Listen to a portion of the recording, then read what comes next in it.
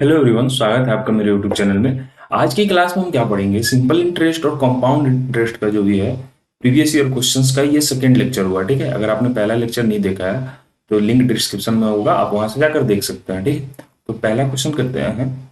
Simple interest of 1000 for 5 years at 5% is equal to the simple interest of 800 at 4% for x year, the value of x is। ये पिछले class में भी किया था, इस class में भी कर लेते हैं। देखो, ये क्या कह रहा है कि सिंपल इंटरेस्ट ये दोनों का इक्वल है, तो सिंपल इंटरेस्ट का फॉर्मूला भी इक्वल ही होता है, P into R into T by 100।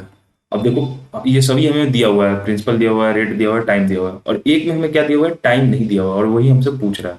तो जब हम ये दोनों के इक्वल कर देंगे तो हम टाइम आसानी से निकाल सकते हैं। ठीक है, तो ये 1000 into 5 into 5 by 100 into 800 into x by 100।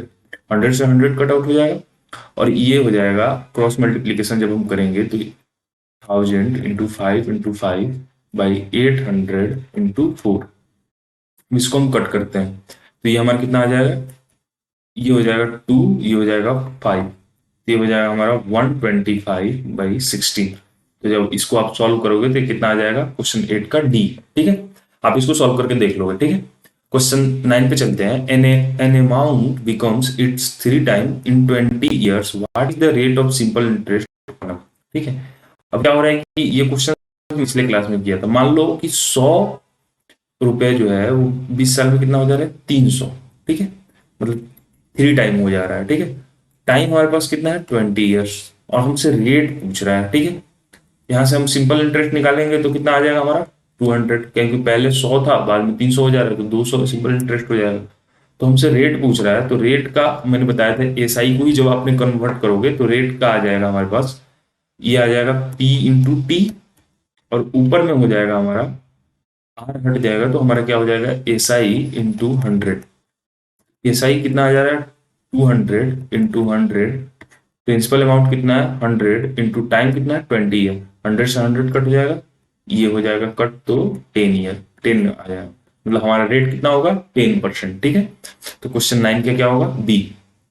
Question 11 पे चलते हैं। द सिंपल इंटरेस्ट ऑफ, ये क्वेश्चन 11 पे चलते हैं। The simple interest of 22,000 for 4 year at the rate of 5% is equal for fix time limit at the simple interest. इसको आप खुद से करोगे। ठीक है, ये जो पिछला क्वेश्चन जो 8 नंबर क्वेश्चन कराया ना, वही उसी का सिंपल है, उसी जैसा है, सिमिलर है। ठीक है, आप इसको खुद से करोगे, ये होमवर्क हो गया।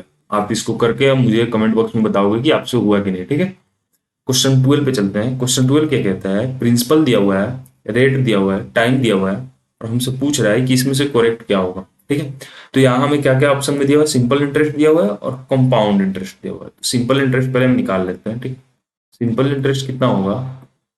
2000 into 5 into 5, तो ये हमारा हो जाएगा 100। तो इसमें हम करेंगे तो ये हो जाएगा 50, 50, और उसके बाद 0, 500 आ जाएगा हमारा सिंपल इंटरेस्ट। सिंपल इंटरेस्ट हमारा कितना होगा? 500।